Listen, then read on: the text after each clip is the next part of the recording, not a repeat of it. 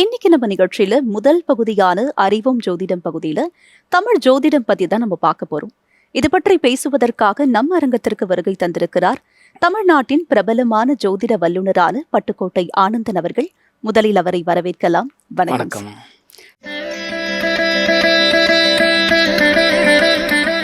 Sir, நம்ம கடந்த வாரம் அமாவாசை பத்தி பேசணும். அதே மாதிரி நேயர்கள் நிறைய பேருக்கு சந்திராஷ்டமம் பத்தி நிறைய கேள்விகளும் சந்தேகங்களும் இருக்கு. அன்னைக்கு எந்த புது முயற்சியிலும் நாம ஈடுபடக்கூடாதுன்னு சொல்றாங்களே, ஏன் சார்? அட்டமஸ்தானம் என்று வர்ணிக்கக்கூடிய 8ஆம் இடத்தில் அமர்வதை தான் சந்திராஷ்டமம் அப்படின்னு நம்ம சொல்கிறோம். அட்டமம்னா 8, அதனால தான் அஷ்டமினா 8வது திதி, அதனால தான் சொல்கிறது அஷ்டமின்னு. அதனால் இந்த 8வது ராசியில் அந்த சந்திர பகவான் ஒரு 2.25 நாள் தங்குவார். அந்த காலகட்டங்கள் சந்திராஷ்டம காலங்கள் சொல்லுவாங்க. அதை குறிப்பாக சொல்ல போனோம்னா தன்னுடைய நட்சத்திரத்திலேருந்து 17வது நட்சத்திரம் தான் சந்திராஷ்டம நட்சத்திரம். பொதுவாக அந்த சந்திரன் மனோகாரகன்னு பேர், மனதை ஆளக்கூடியவர்னு சொல்லுவாங்க. அந்த மனோகாரகன் சந்திரன் 8ஆம் இடத்துல போய் அமரும் பொழுது, அப்போ நம்ம 8ஆம் இடத்துல மறைஞ்சிச்சு அப்படின்னா இனம் புரியாத ஒரு மனக்கவலை, முடிவெடுக்க முடியாத ஒரு தடுமாற்றம், பொதுவாக அந்த மனநிலையில் கொஞ்சம் குழப்பங்கள் இருக்கும். அன்றைய காலகட்டங்கள் ஒரு புது முயற்சி, ஒரு தொலைதூர பயணம், இந்த மாதிரி காலங்கள் போகக்கூடாதுன்னு சொல்லி முன்னோர்கள் வலியுறுத்தினாங்க. இது மெயினாக உங்களுக்கு எடுத்துக்கிட்டாமா அன்றைய கோச்சார மற்ற கிரகங்களை வச்சு தான் இதை முடிவு செய்யணும்.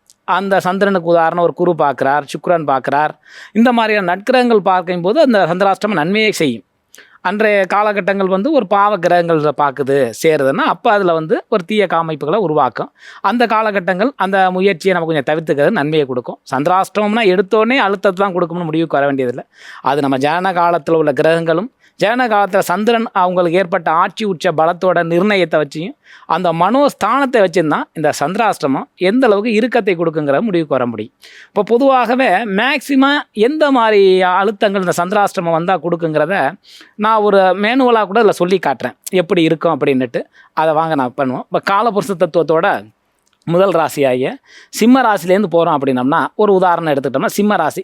இப்போ சிம்ம ராசிக்கு இப்போ சந்திராஷ்டமம் எப்படி இருக்கும்னா, சிம்ம ராசிக்கு 12ஆம் ஆதி இந்த சந்திரன் இவர் 8ஆம் இடத்துல போய் மறையும் போது, உதாரணம் இன்றைக்கி நான் படம் பார்க்க போகணும் அப்படின்னு ஒரு ஐடியா பண்ணேன்னா அன்றைக்கி என்னால் போக முடியாமல் ஏதோ ஒரு தடைகளை உருவாக்குறது, இதனால் வரக்கூடிய ஒரு அழுத்தத்தை உருவாக்கும்.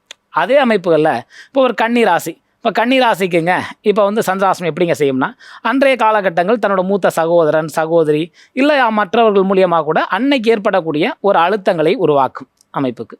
3ஆம் இடத்துல பார்த்தோம்னா அடுத்த கட்டம் துலாம் ராசிக்கு. இவங்களுக்கு என்ன பண்ணணும், அன்னைக்கு ஒரு தொழில் ரீதியான ஒரு முயற்சி எடுக்கிறோம், இல்லை தொழிலுக்காக போகிறோம் அப்படிங்கும்போது அன்னைக்கு கொஞ்சம் நமக்கு நஷ்டத்தன்மையை உருவாக்கும். அடுத்து விருச்சிக ராசிக்கு இவங்களுக்கு என்னங்க சந்திராஷ்டமம் பண்ணும், பொதுவாக அப்பா இல்லைன்னா அப்பா வழிகளால் ஏதாவது ஒரு அழுத்த நிலைகளை இது காட்டும். இப்போ தனுசு ராசிக்கு அப்படிங்கும்போது மேக்சிமம் அவங்களுக்கு 8க்குரியவர் 8ஆம் இடத்துல அமரும் போது அன்னைக்கு புதுவித முயற்சி எதையுமே செய்யாமல் இருக்கிறதே ஒரு மிகப்பெரிய நல்லது.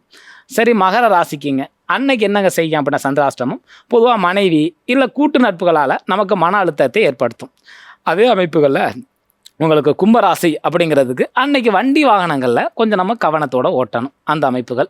இப்போ மீன ராசி அப்படிங்கிறவங்களுக்கு என்ன செய்யும் அப்படின்னா, அன்னைக்கு உதாரணம் இப்போ குழந்தைகள் இல்லைன்னா தன்னோட தாத்தா பாட்டியோட வம்சாவளியினர் இவங்கள்ட்ட கொஞ்சம் எச்சரிக்கையாக நம்ம நடந்துக்கணும், அவ்வளோதான். அதே அமைப்புகளில் இவங்களுக்கு மேஷ ராசிக்கு அப்படின்னம்னா அன்னைக்கு தாய் அமைப்புக்கு ஏதாவது உடல்நல தொந்தரவு கொடுக்கலாம், இல்லை தாயாலேயோ தாய் வழி உறவுகளாலேயோ நமக்கு ஒரு அழுத்தங்களை கொடுக்கும். அதற்கு அப்பாற்பட்டு ரிஷப ராசி இளைய சகோதரன் இல்லை சகோதரி இவங்க சம்பந்தமான உறவுகள் அமைப்புகளால் நமக்கு ஒரு அழுத்தத்தை கொடுக்கலாம். அதே அமைப்புகளில் மிதுன ராசிக்கு நம்ம எடுத்தோம்னா அன்னைக்கு மேக்சிமம் இவங்க மௌன விரதமாக இருக்கிறதே மிகப்பெரிய நல்லது தான். அன்னைக்கு அதிகமாக பேசுவதை விட பேசாமல் இருப்பது நல்லது, பேசுவது வெள்ளி பேசாமல் இருப்பது தங்கம், அன்னைக்கு அப்படி இருந்துக்கிறது ஒரு பெரிய நன்மையை கொடுக்கும். இதே அமைப்புகளில் உங்கள் கடக ராசி அப்படிங்கும்போது அன்றைய காலகட்டங்கள் இயல்பாகவே ராசியாதிபதி 8ல் இருக்கும்போது அன்னைக்கு உங்கள் யோகா தியானம் இந்த மாதிரி உடல்நிலைக்கு தேவையான ஒரு முக்கியத்துவத்தை கொடுக்கலாம். இந்த மாதிரியான அமைப்புகள் ஒவ்வொரு நாளும் இப்படி கிரகங்கள் அமரும் பொழுது இந்த சந்திராஷ்டமா இந்த மாதிரி யதார்த்த பதிவை கொடுக்கும். இது ஒரு கிரகம் பார்க்கறது, கிரகம் சேர்றது, இதை வச்சு தான் மற்ற கூடுதல் குறைவான பலன்களை அது கொடுக்கும். சந்திராஷ்டமத்தை பற்றி அஞ்ச வேண்டிய தேவையில்லை. அன்னைக்கு மனநிலையில் இருக்கக்கூடிய ஒரு தியான முறை, பக்தி முறை, இது எல்லாமே இந்த சந்திராஷ்டமத்துக்காக உருவாக்கப்பட்டது தான். மனம் அமைப்புகளில் சாந்த நிலை ஏற்படுத்திக்கிட்டு அன்னைக்கு ஓட்டும் பொழுது நிச்சயம் சஞ்சலம் இல்லாத யோக வாழ்க்கையை நம்ம அனுபவிச்சுக்கலாம். சார், ரொம்ப தெளிவான ஒரு விளக்கத்தின் மூலமாக நேயர்களுக்கு புரிய வச்சிருக்கீங்கன்னு சொல்லலாம் சார். தொடர்ந்து நாம தமிழ் ஜோதிடம் பத்தி அடுத்தடுத்த நிகழ்ச்சிகளை தொடர்ந்து பேசலாம். நன்றி. நன்றிம்மா.